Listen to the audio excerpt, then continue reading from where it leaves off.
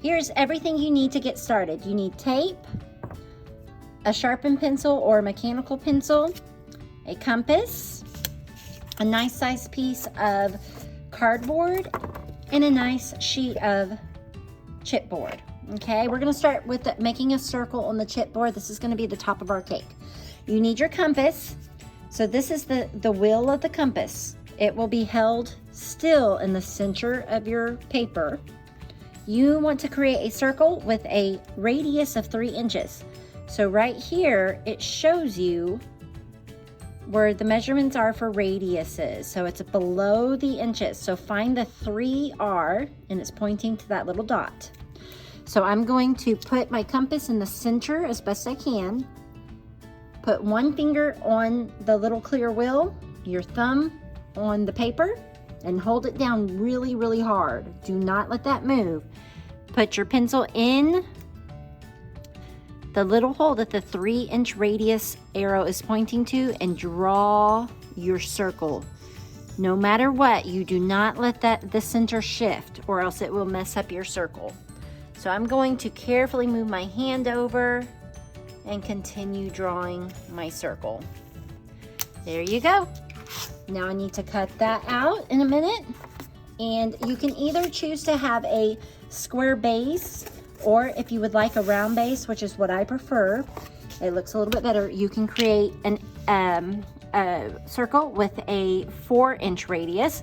So make sure that's in the center. Find the 4R, you see that right there. Put this in the center and do the same thing. Let's make sure the 4R can fit on here.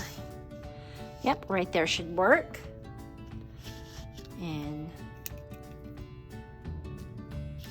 create your circle. Okay, so I'm going to cut these out. Now that I have my circles cut out, we are ready to assemble. I have my 6-inch diameter circle, my 8-inch diameter circle, my strip of cardboard. So this is the top of my cake, and this is the bottom, like the little plate it's sitting on. So you need to get a few pieces of masking tape. It just tears really easily. And I'm going to add my pieces at the end here.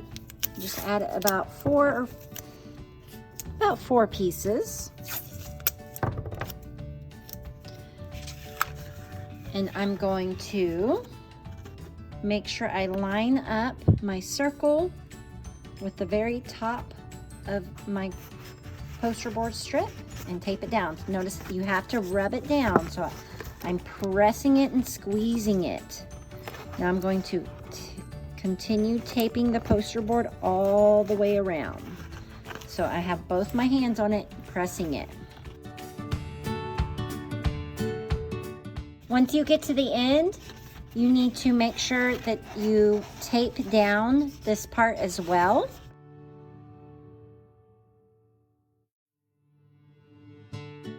Okay, now we're ready to put it on our plate. Whether it's square or round, it's going to get taped down about the same way. So center it on your square or your round circle. Make sure you have about the same width left all the way around it. And then tape it down. All right, and there you have it. It's all assembled. When it's done, give it a little good jiggle. Make sure it all stays together. Okay, so now we are ready to add our paper mache. So you are going to get strips of the brown paper towel, and you are going to dip it into your paste. So this is a paper mache paste already mixed up for you. Just run one side down. Now there's a lot on there. You want to be careful not to get it all crumbled up. You want to keep it nice and straight. So you're going to just slide it through your fingers, and it will get on both sides. You only need to dip one side in and then slide it through your fingers like so, being very careful not to wad up your paper towel. So this may take a little trial and error for you. When it folds up, just kind of unfold it. And then you are going to drape it over your cake like so and smooth it down. You want to be careful not to have too much paste on here because you don't want it to weigh down your cake. It needs a nice thin layer on it. Smooth it over it and be careful not to peel up any tape. So we're going to cover the whole cake like this. Again, we're going to just brush the paper towel over.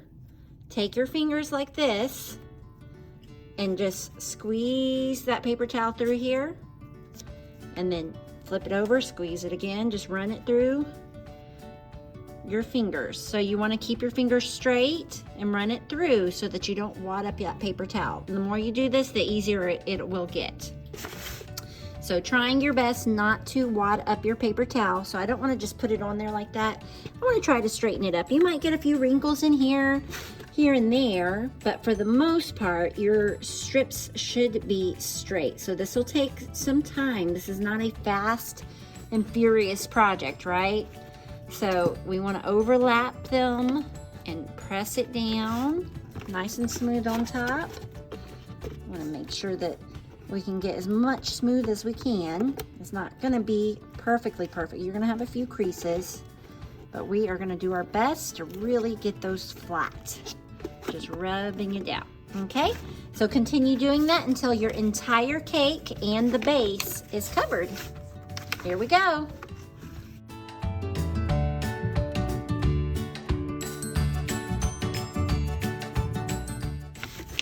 Okay, so I have my cake covered, but the base needs to, the little plate that it's on, it needs to be covered as well. These are kind of big for this little bit of cardboard, so I'm going to just kind of rip them into smaller pieces. You do what works best for you, but this seems to work better for me. And I'm going to drape it over the edge of my plate here. Maybe, there we go, work with me. All right, and then I'm gonna smooth it over. So it's just kind of coming around the edge a little bit so that we have a nice smooth edge. And then I wanna smooth it down here. So I'm just going to take pieces and drape them all the way around till the whole thing is covered. So each strip will give me about 3 pieces.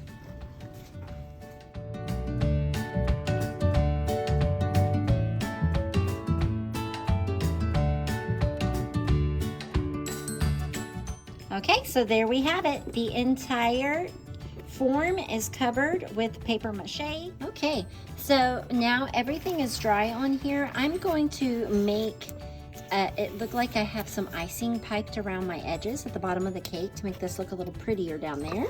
So I have 1 sheet of paper towel, and I have some glue water. Okay, so all I did was water down some Elmer's glue, and I am going to kind of sprinkle some on there. I'm going to smooth it out. I'm going to spread it out. You can even just use your fingers. You could probably use a paintbrush too, but this is so quick and easy, and you're gonna get it all over your hands anyway, so why dirty up a paintbrush? All right, so I have it all covered. I'm gonna cover it all here. You just want a thin layer. All right, so all that's done, and now I'm going to kind of turn it into like a little rope, I guess, squeezing it together, and then you want to twist it. You want to make it like a nice tight rope. So I'm twisting it. Try not to just squeeze this stuff everywhere. Make sure that you're working over your mat so that you don't drip glue water all over you, all over the table, all over the floor. So I have a nice little rope here of icing, right? So, and it's okay if you get your dirty hands all over this because it's just glue. All right, so you could probably just nice and neatly drape it around the edge like it's just a straight piping of icing, or you could get a little fancy. I like to be fancy every now and then, so let's get fancy. I'm gonna press it down here, and I'm going to bend it. See if y'all get a little closer. I'm going to bend it and press it. So I'm bending it up. I'm gonna kind of lay it down and press it. So you're kind of like just pinching it. So bending it up, lay it down, press it. I don't know the baking term for this. What would you call this design? Like a scallop? And you're gonna do this all the way around. You can see it has a lot of glue in there, but you know what? We want this to stay all the way around like that. Make sure everything's nice and smooth. All right, let's kind of get some of that extra glue off of there.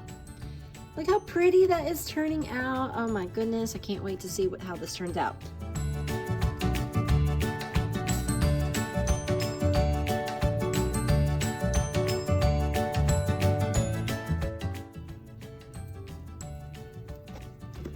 Okay, so I'm right at the end, and so I need to do my last little scallop. Cut this little piece off. Tuck that underneath there. And voila, I have my icing done. It just needs a couple days to dry, and we can get to painting. All right, so everything's nice and dry. It's rock hard right there. We are ready to start painting. So I'm gonna put the first layer of paint on my cake. I'm going to make it vanilla flavor. We will get to do the pretty colorful icing later, but we want to get the first layer of paint down and cover up all of this paper towel. Be careful trying to get it way down here, but not painting over my piping. I'll paint that later. So I'm just kind of wedging my paintbrush in there like so.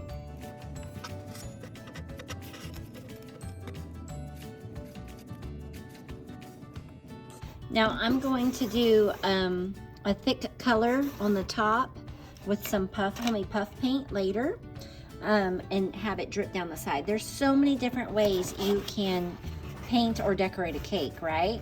I want to make sure this is covered really good because I'm just gonna have drips of my puffy colorful paint coming down the side. I need to make sure that I have a nice layer, so I'm gonna let this dry.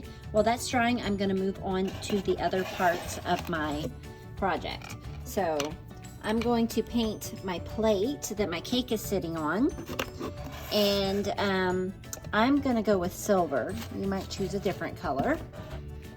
I'm gonna paint it very carefully, painting just the top of my plate and the edges of it.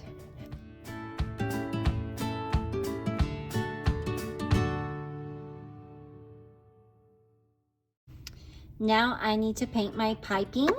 So you can paint it white, like it's buttercream icing piped around the edges, or you might do a color. And I chose to go with a nice, pretty soft pink color to paint my piping. And my paint is still wet, so I'm just gonna be careful while I'm turning it over a little bit, and I'll touch those up a little bit. All right, so this part you wanna be super duper careful, trying not to get it on your other painted parts as much as possible. You might just a little bit. And taking your time, painting each little section. You might get a smaller brush to get into some of these little grooves. And as you can see, my paint's kind of thin. You want to water it down a little bit so that it's easier to get into all these little bumps and grooves that you have here.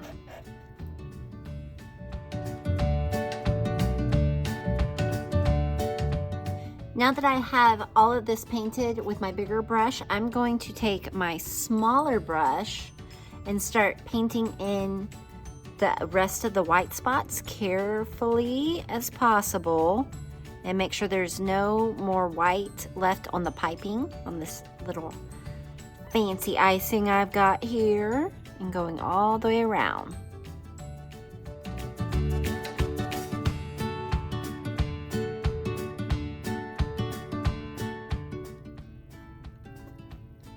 And now I'm just adding one more layer of paint to my cake to make sure everything is nice and covered and you can't see through it.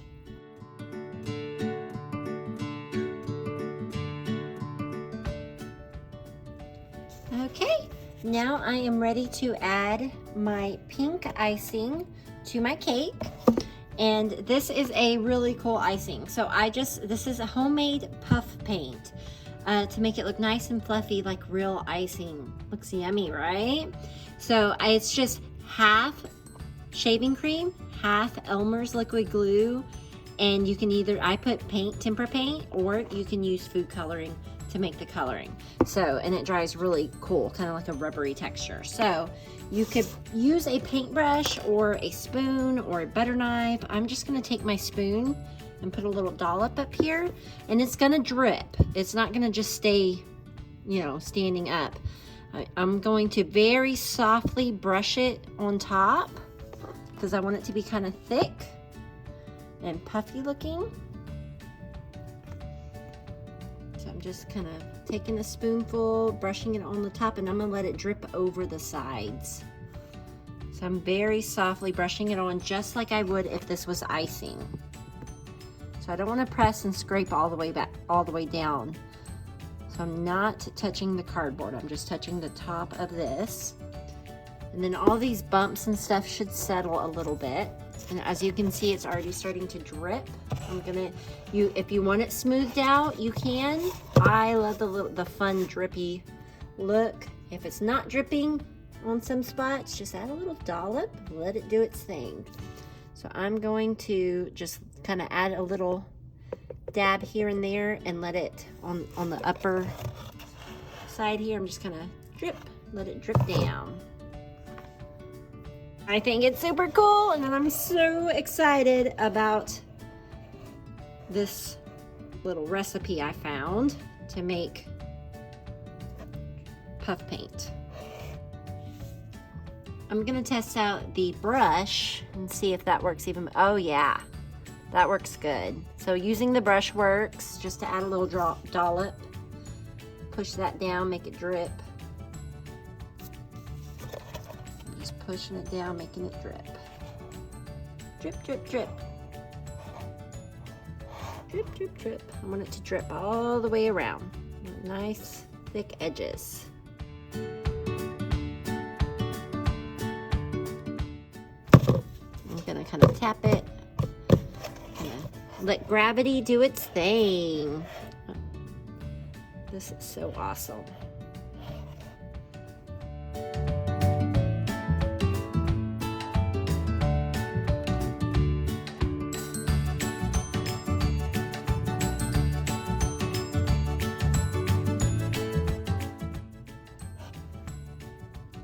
All right, I am pretty happy with this. I'm gonna let it keep drying and smoothing out and dripping. I'm going to add a little dash of glitter because they do make edible glitter, guys. Of course, this one's not edible.